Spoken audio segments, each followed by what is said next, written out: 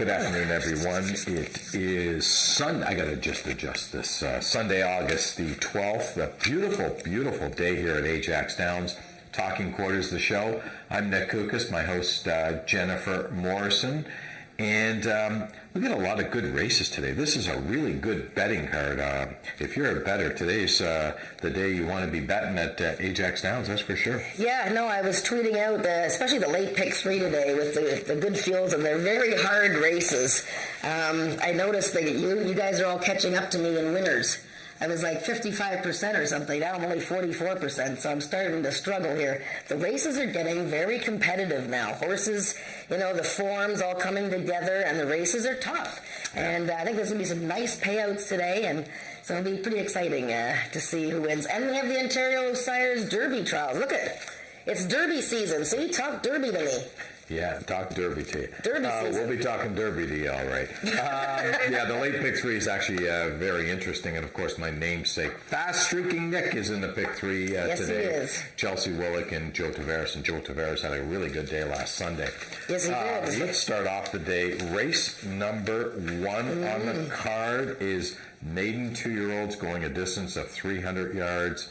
And we've got a couple of horses that may be the real deal. Maybe the 6-horse, This Cartel's Girl, or Fabulous Dynasty. Yeah, so, look, there's a couple of 3 horses in here that have races under their belt and a few that have not. So I'm leaning towards the one that's raced twice. Fabulous Dynasty coming in from Fair Meadows in Oklahoma. Very nice start, first time out.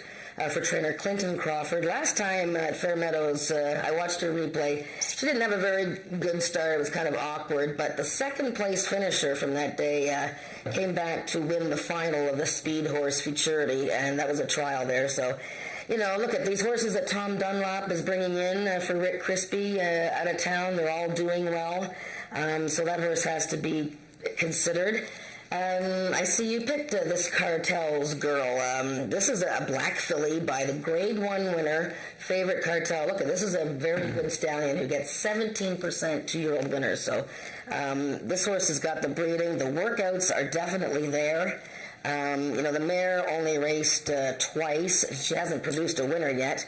But this $6,700 purchase looks like she might have some definite ability, and you can't go wrong with the Michelle Woodley stable there because they really prepare the horses well. Yeah, there's no question. John McInerney and Michelle Woodley do a fantastic job with young horses, and all their horses come out running, and you can tell by their record, 11 starts, 4 wins, 4 seconds in the third, so they don't race a lot of horses that are out of their league. Now, they do have the 2 horse in here, Six-Figure Return. This horse had a horrible start last time, was off slow, was bet off the board. Brian Bell was on the horse that day. He can't ride this horse today because he's first call for Don Reed, so he has to go for Don Reed. Cassandra Jeske picks up the mound on this horse. I just thought that Corey Spataro was first call, so Corey's a little bit smarter than I am, so hopefully he picked the right horse. Race number 2 is a maiden event. These are Ontario-bred maidens, 3-year-olds and up, going a distance of 350 yards. And this horse is going to break me. I'm back on the bandwagon. Cool Country Star. It's like you're my home to Vegas, right? Oh, yeah, exactly. So you're on, Howie Walton, of course, owns the horse. Right. He's a thoroughbred owner. Right. He won a race the other day at Woodbine, so maybe the roll's happening. Look, And a Signature Red won the stake yesterday. And a Signature Red is a stallion that he has there, yeah. So Cool Country Star, look, and I think he's found the spot here. It would be hard for me to believe that he's going to lose this race. The distance, I think, works perfectly for him, 350 yards. He was absolutely flying last time in a race that was kind of a frantic finish. It's funny because the race before that, he was like even money. Last time, he almost won. He was 11-1. So, I think he's the horse to beat. I like Abby's Cash to hit the exacta here. I see I'm the only one that sort of gave her a bit of a call here. First time Lasix, and nothing wrong with her races this season. I'm throwing out the races in the slot, even though they weren't too bad.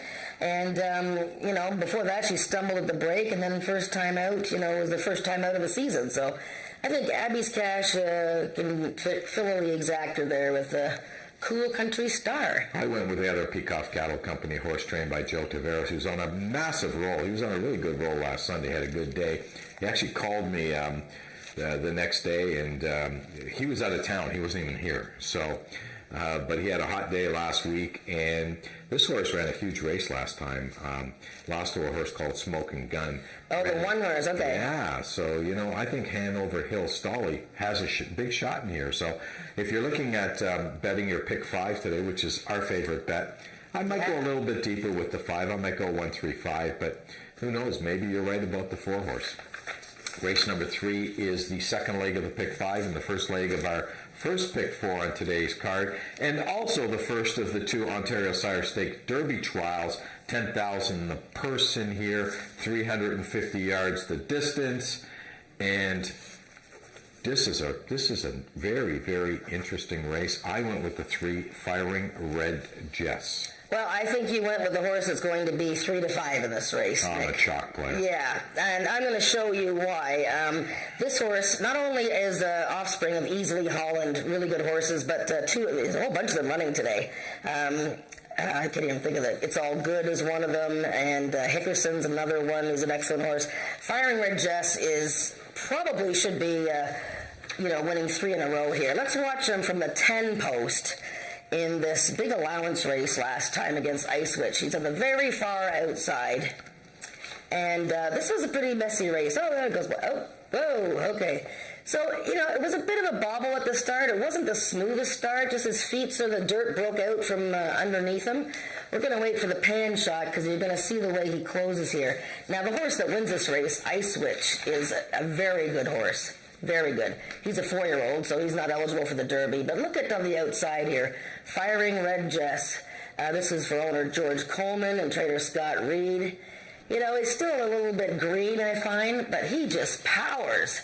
I mean, a couple more jumps and he might have caught Ice Witch. So I think Firing Red Jess has this field over a barrel with those 90, 95, and 91 speed ratings from his last start. I just don't see anybody else that can beat him in this event, as long as he has, a little bit of a better start than he did last time. Who did you? Oh, you picked the same horse. I picked the same horse. Yeah. Okay, let's move on to race number 4, the second of our Ontario Sire Stakes Derby trials. There looks to be a standout in here as well. I mean, maybe not so much on paper, but if you've been watching Ajax racing, this one horse, Chase This Y'all, ran huge first time out. Second time was just a cluster. I won't even use the second. Yeah, so we're going to show his race, Nick, and this division of the trials is, I found, a lot tougher. Yes, this horse is supposed to be a good horse. He was heavily favored first time out in his career on June 10th. He won easily, and then of course he ran the allowance race, was odds on, but it was a big mess from the 4 post. So let's watch Chase This Y'all from the yellow there. He bobbled at the start. He veered in. He veered out. He's smashing. Okay, this is only the second race of his life. Yeah. But he was running all over the place. I don't know if he was shying from those. Then Smoking Gun comes over. And Smoking Gun's in this race. Hopefully we can watch that again because Smoking Gun, who is very talented, but he was running like a drunken sailor too. Right. So there's Chase This Y'all. He veers in, he veers out, he's doing all kinds of bumping, and that takes a lot of momentum and, a length or two out of a horse's quarter horse race. I mean, come on, this is a short distance.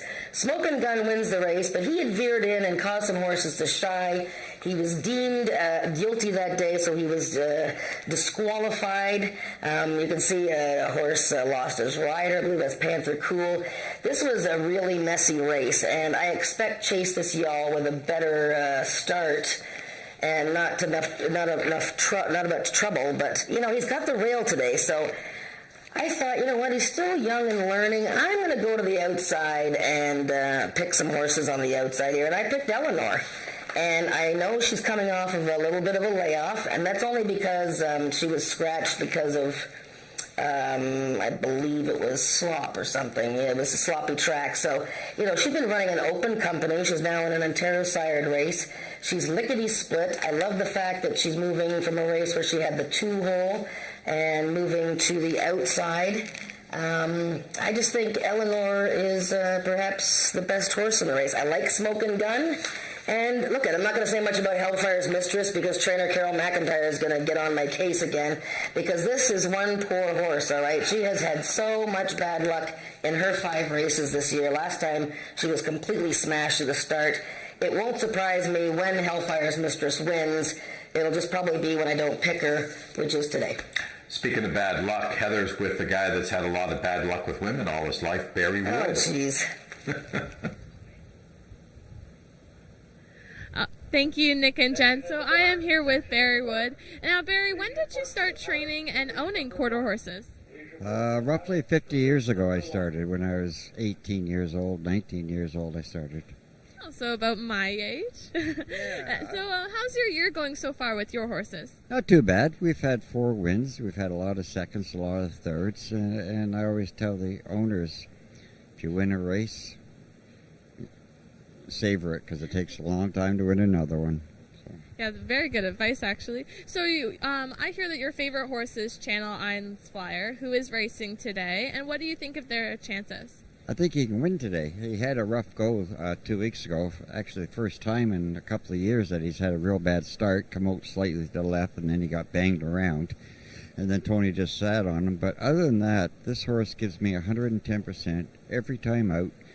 I think out of 36 starts in the last 4 years, he's probably picked up 30 checks, like first, second, third, and some fourths and fifths. Not too often out of the money. That's great. So we're looking hopefully for a win today. And you also recently started training Later Tater and Kona's Corona, I hear as well. So what do you think about them? I think Later Tater, he's running the slop the last 2 outs, and I think today with the faster track that I think he has a good shot to win it, or at least be second or third. And Corona, still, he's been running 96 speed index, 94, and if he can do the same with me and not Greg, then he has a shot to win it. So. That's perfect. Well, thank you so much for that advice, and we'll throw it back to Nick and Jen. I'm just looking at Barry. I'm just wondering, have we legalized marijuana yet? It's coming, He was right? very comfortable there. He was relaxing. really super relaxed. That was nice, though. I like it's doobie time.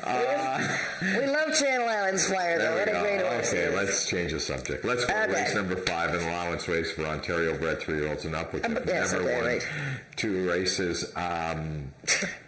I like the 2 horse in here. Panther Cool, Corey Spataro. This horse broke out last time. Should be tough in this race. I noticed we have a few Ontario-bred races today, eh? So that's a little bit different. Look at Panther Cool, even money last time. Wasn't the greatest trip. I mean, it was an okay trip, but he just wasn't sharp enough out of the gate, I thought. You know, he's a little bit of a project from what I can remember that Rick Crispy and the gang told me about Panther Cool, but he definitely has ability. And 2 starts ago, he lost the rider, so he's a contender. I picked him second. I think I picked the 4 horse, One Special Domino for the Letnans. This is a 4-year-old filly who came off a very long layoff, July 22nd, and unfortunately caught a sloppy track that day. And just didn't break all that sharply. I have a stat here. Eric Letman, the last 5 years, 2nd race off a long layoff, 4 wins from 21 starts. So I like One Special Domino. Fast track. This is a filly that ran against horses like Home to Vegas, your buddy Denali Telleroff when she was a 2-year-old. This is meant to be a good horse. Oh, he didn't pick her in the top 3. Uh-oh. There we go. There we go. Race number 6, a speed index race. The start of the 2nd pick for today. I don't think this race is all that tough. I went outside to the 5 horse Bewitching. I think the logical ones, we have 3 maidens in here and 3 winners. And as we've seen with this speed index level, this 80 or never been better than 80 or an average of 75, there's maidens in there. But usually the winners have the edge. So I think the outside 2 horses are the main contenders here. I picked Pretty Polka Dot to win right back. I know it was only 2 weeks ago, but that was an astonishing race she ran last time. I mean, this horse was nowhere to be seen. Right. She's in the 10 post, and all of a sudden, whoosh, there she is, and she wins the race over a nice group of colts. Right. She's not a very big horse, but she's a real cutie, and I picked her to win again. But Bewitchin' is a major contender as well. The horse that she beat last time, Lacey B, has come back to win. You know, she battled on the lead and just held. She's going to have a couple of other horses like this big giant gelding on the inside, Dash to Miami, to duel early. But yeah, I think the outside two horses are the logical ones. Excuse me. Let's move on to race number 7, which is a speed index race. These are 3-year-olds and up, average of 90 or an under. And this is a very tough race in a field of 8 that's, I haven't got a clue. Yeah, well, and notice that Jesus Salazar is not here, so Eddie Walton has picked up his mount in this race, J.K. Doc Carter.